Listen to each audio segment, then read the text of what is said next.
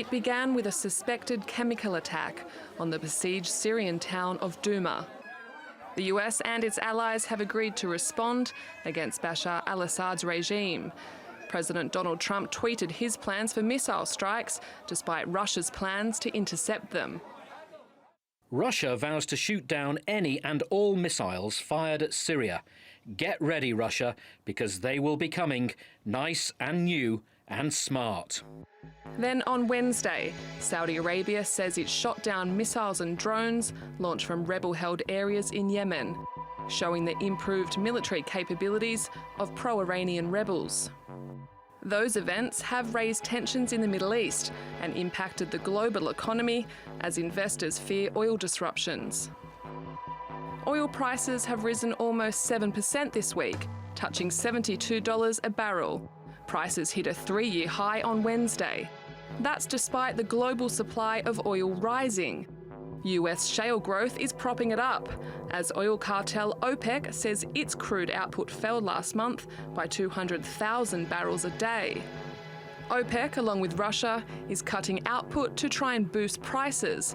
It now says it will have to extend those production cuts beyond 2018 because its competitors are expected to pump more oil than previously thought. But the world's biggest oil exporter, Saudi Arabia, is concerned about future oil supplies. Saudi Arabia's spare oil production capacity represents the majority of global spare capacity today. And as many of you know, there have been numerous occasions in the past when our spare capacity has meant the difference between prosperity and peril for the global economy. Meanwhile, halfway around the world, the New Zealand government has banned all new offshore oil exploration. It won't affect existing permits, which could continue for decades. But it's a world first, a move away from oil that could put pressure on prices if other countries follow suit. Liz Maddock, TRT World. Well, oil prices are at a premium because of instability in the Middle East. That's according to Nitesh Shah, a commodities strategist at ETF Securities in London. Right now, prices are being propped up by geopolitical risks. As you note, the issues around Russia and Syria could disrupt supply coming from Russia. There could be further sanctions put against Iran, given the disputes there. So at the moment, there is that premium in oil prices as supply could be hampered by some of these issues.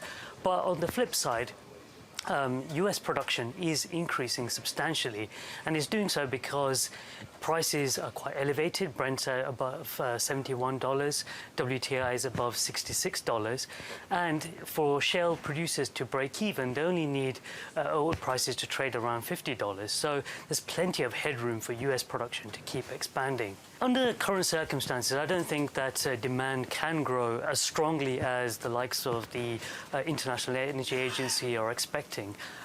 They are expecting almost a continuation of the growth in demand that we saw last year. But if we do head into what may look like a trade war between the two largest economies in the world, and we see these other geopolitical tensions flare up with military action, I think that demand for oil could be dented.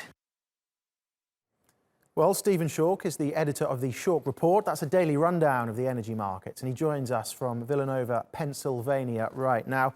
Stephen, really good to speak to you. Thank you very much for talking to us. So major oil producers then, they're looking to extend this deal that curbs production beyond this year.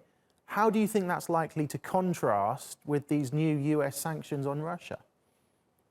Absolutely. We certainly have the recipe for a lot of instability, a lot of volatility in the market, as of course what we've seen over the past few days with regard to the geopolitical risk being priced back into the market.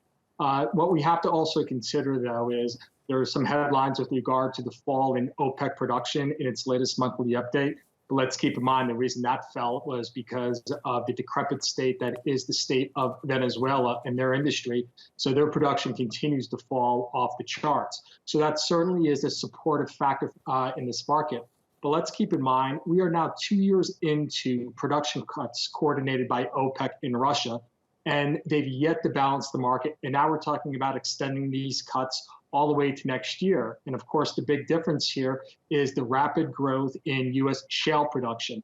To the point, expectations are by the end of the next year, at the end of 2019, U.S. producers are going to be producing more oil than the cumulative total of 10 out of 14 of OPEC's producers.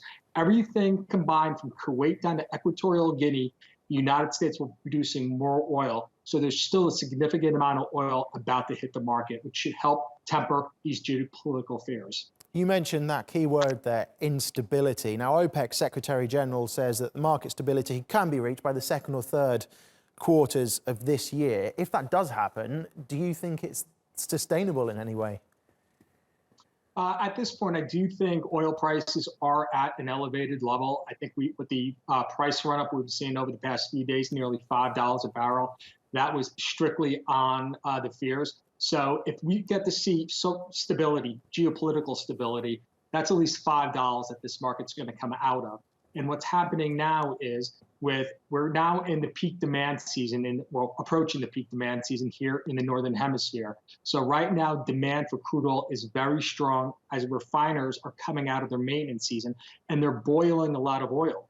But when you boil a lot of oil, you're condensing a lot of product. So there's a lot of gasoline distillate about to hit the market.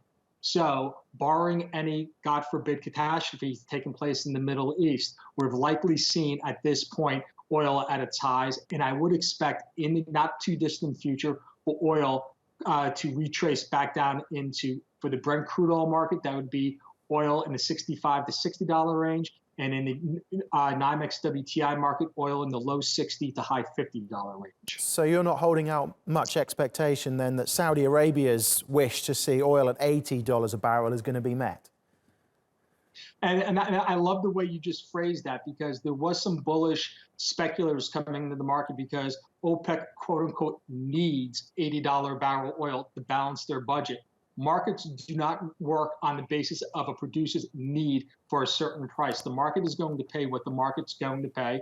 And regardless of Saudi's needs and wants for $80 barrel oil, by this same tactic, Venezuela needs $190 barrel oil to balance its budget. Never going to happen. So yes, I am skeptical that we can get to, or at least have a sustained stay in the high 70s, low $80 barrel region. Now, India are the world's third largest importer of oil. They're calling for what they're saying reasonable and responsible oil pricing. Going back to the point you were just making, what does that mean? Well, I guess what we can base on is what the producer and what the consumer is willing to pay for a barrel of oil. And from the production side, we've seen, beginning with oil here in the States, beginning in the mid to high 50s, all the way up to the current price range, we've seen a tremendous amount of hedging by the producer. That is, they are selling futures contracts forward. Now, a producer will only sell a futures contract when they intend to bring production to meet and offset. So the producers are locking in their prices right now. So intuitively, based on what the producer is doing hedging in the market, a fair value would appear to be crude oil in the high 50s to high $60 range. Stephen, it's been really good to talk to you. Thank you very much for your time.